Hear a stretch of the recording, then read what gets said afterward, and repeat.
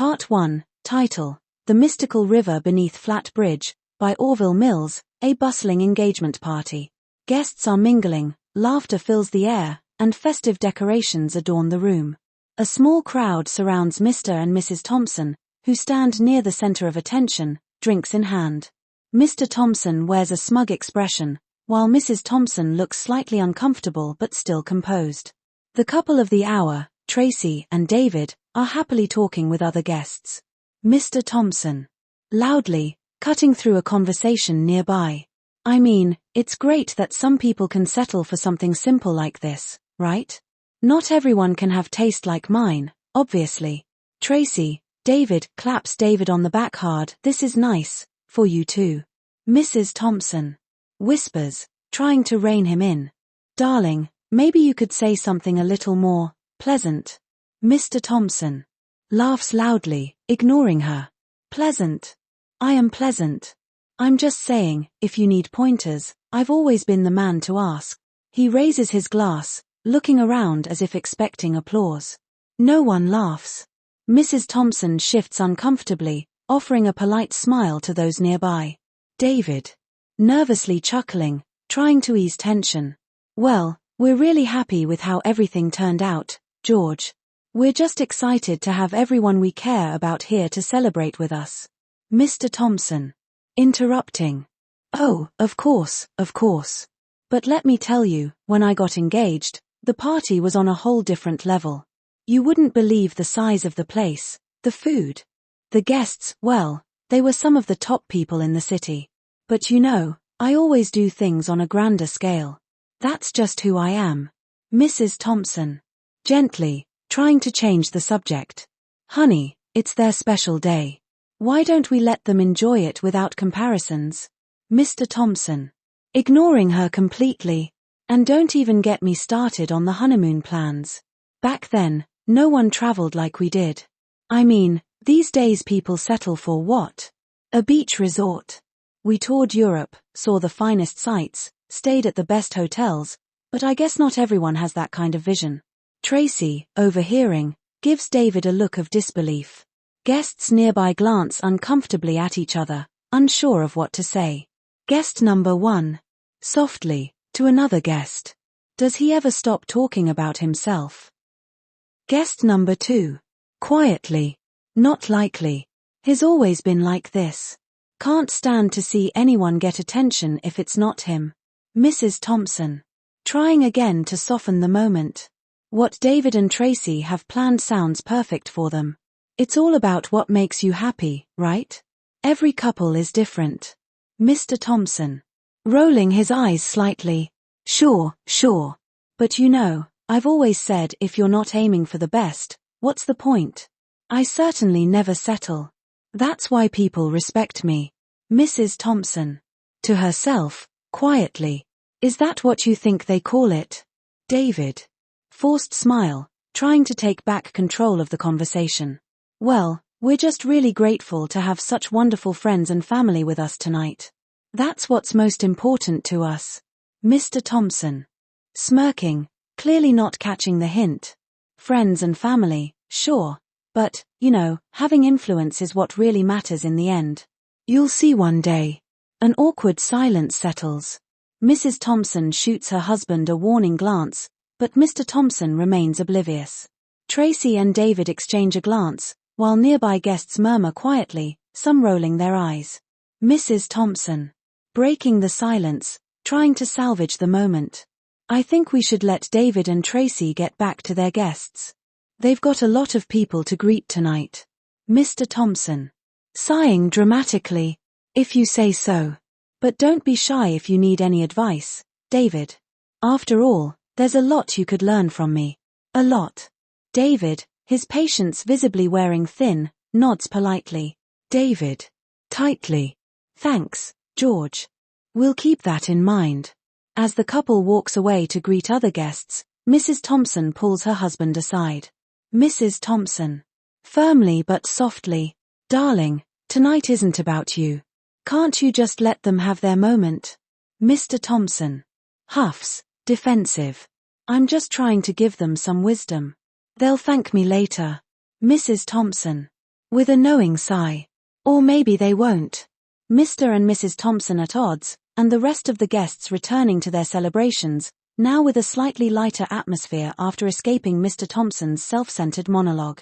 Next day Mr. Thompson, with a sharp look in his eyes, is talking to his work colleague at the National Diving Association. The office is buzzing with activity, but their conversation is private and hushed. Work colleague. Leaning closer. You ever heard of Flatbridge? Mr. Thompson. Smirking, half interested. Yeah, what about it? Work colleague. Mysteriously. There's a legend, you know. The river that runs beneath the bridge. It's said there's gold buried deep down there, protected by mermaids. Mr. Thompson. Scoffing. Mermaids, huh? Sounds like one of those old wives' tales. Mr. Thompson turns back to his work, dismissive. But his colleague leans in closer, dropping his voice, piquing his curiosity.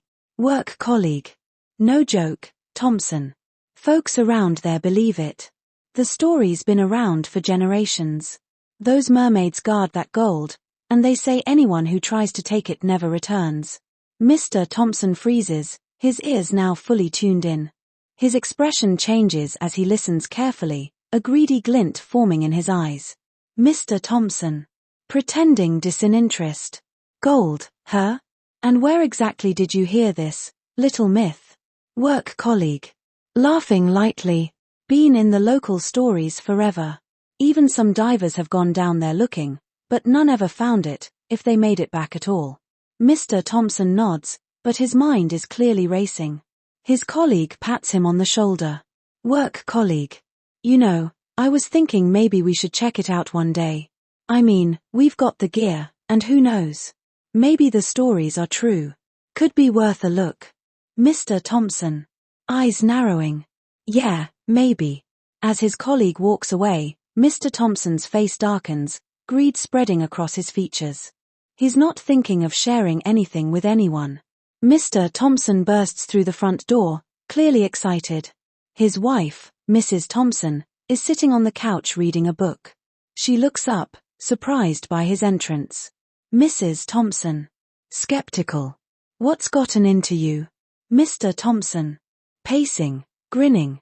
I heard something at work today. Something interesting. You ever heard of Flatbridge? Mrs. Thompson raises an eyebrow, setting her book down. Mrs. Thompson. The one with all those stories about spirits and accidents. Mr. Thompson. That's the one. But get this, it's not just accidents. There's talk of gold. Hidden beneath the river. But here's the kicker, mermaids guard it. Mrs. Thompson laughs, but Mr. Thompson isn't joking. His face is dead serious. Mrs. Thompson. Mermaids? You can't be serious, George. Mr. Thompson. Dead serious. My colleague was talking about it today. It's been in the local legends for years. And I think it's real. Mrs. Thompson watches her husband closely, concern flashing across her face. She knows how greedy and obsessive he can get when something catches his interest. Mrs. Thompson. Softly. George, even if it's true, why would you even think about chasing after something like that? It's dangerous. Mr. Thompson. Dangerous? It's gold, Susan, and if it's real, I want it. No. I need it. He sits down beside her, lowering his voice, almost whispering. Mr. Thompson. I'm not telling anyone else. Especially not the guy who told me. If there's gold down there, I'm not sharing a damn thing. This is my chance. Mr. Thompson is at his desk, pretending to work. His work colleague walks up, grinning, clearly excited. Work colleague. Hey, I've been thinking. How about we plan a little trip? Head down to Flatbridge, check out the river. You and me. We can split whatever we find. Mr. Thompson looks up, smiling faintly, but underneath, his mind is already plotting. Mr. Thompson. Smirking. Yeah, sounds like a good idea.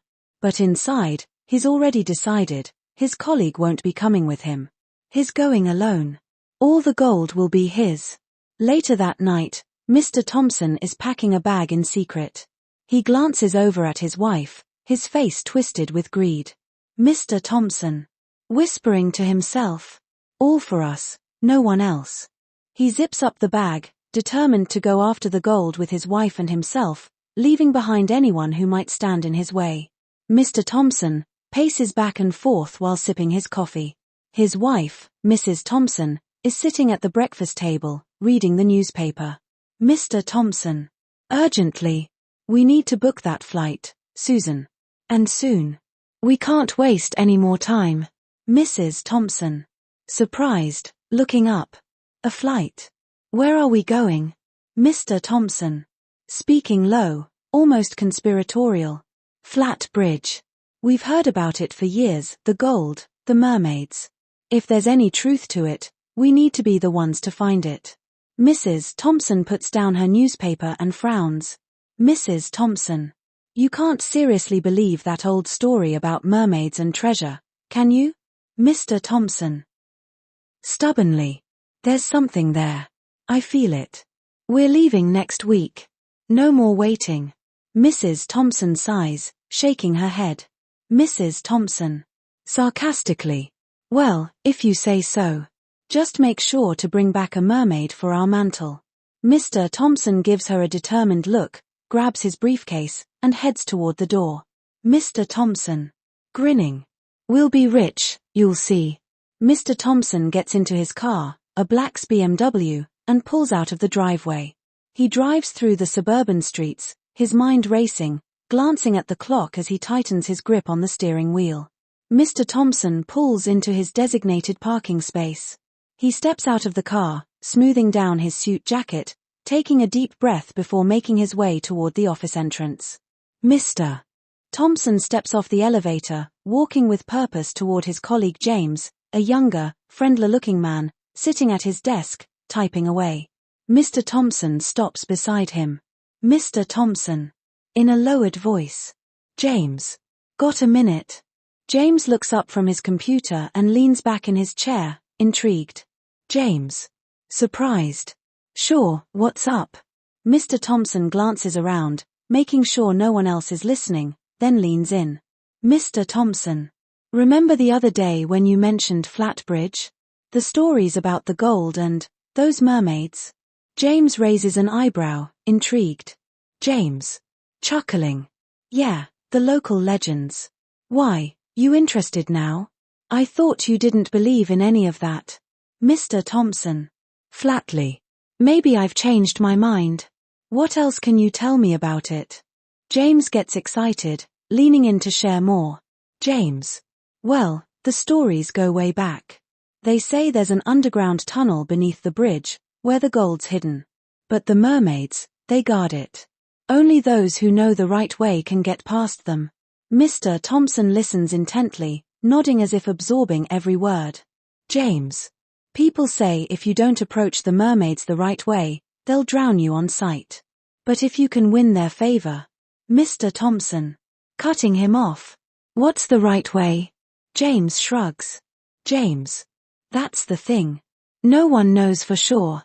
Some say it's about making an offering, others think it's all about timing, the phases of the moon. Mr. Thompson feigns interest, then puts a hand on James's shoulder, smiling slyly. Mr. Thompson. What if I told you I was planning a trip? If you're serious about this, I could buy you a ticket. We'd go together. Split the reward. James looks surprised, flattered. James. You'd take me along? Really? Mr. Thompson. Smiling. Of course. I couldn't do it without you. James grins, nodding eagerly. James. That sounds amazing. When do we leave? Mr. Thompson pats James on the back. Mr. Thompson. Smiling. Soon. Very soon. As he turns to walk away, Mr. Thompson's expression hardens. He has no intention of buying James a ticket. As Mr. Thompson walks away, he mutters to himself. Mr. Thompson. To himself. The gold's mine. He doesn't need to know everything. Mr. Thompson exits the office, walking back to his car.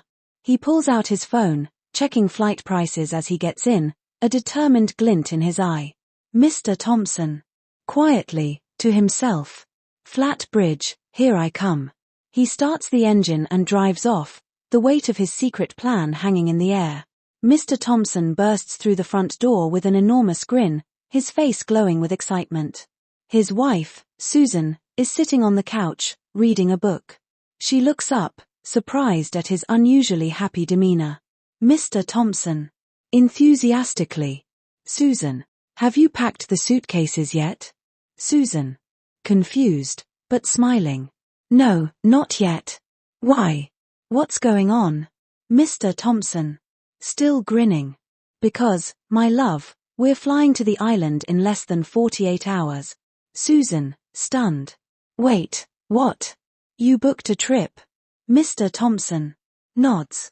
Yes, I wanted it to be a surprise. Just you, me, and a little adventure. Susan stands up, overjoyed, hugging him tightly. Susan, excited. I can't believe this. We're really going? Mr. Thompson. Smiling. We're going. They laugh, sharing a moment of excitement together. The next morning, Mr. Thompson wakes up with a wide, contented smile, staring out of the window. He stretches, filled with anticipation. He hums a little tune as he walks downstairs. Mr. Thompson is on his phone, pacing back and forth. He dials a number and waits. Mr. Thompson. On the phone. Hey, James, it's me. Just checking in to remind you about the trip. Everything's set for the flight. I've booked everything. Can't wait to see you at the airport tomorrow. He hangs up, his face still plastered with a smile, but there's a flicker of something in his eyes, a hint of mischief, perhaps. James, early sits at the kitchen table, stressed, talking to his parents, who are seated opposite him. James. Pleading. Please, I just need a little help. I'll pay you back as soon as I get back from the island. I promise. This is my one chance to have something.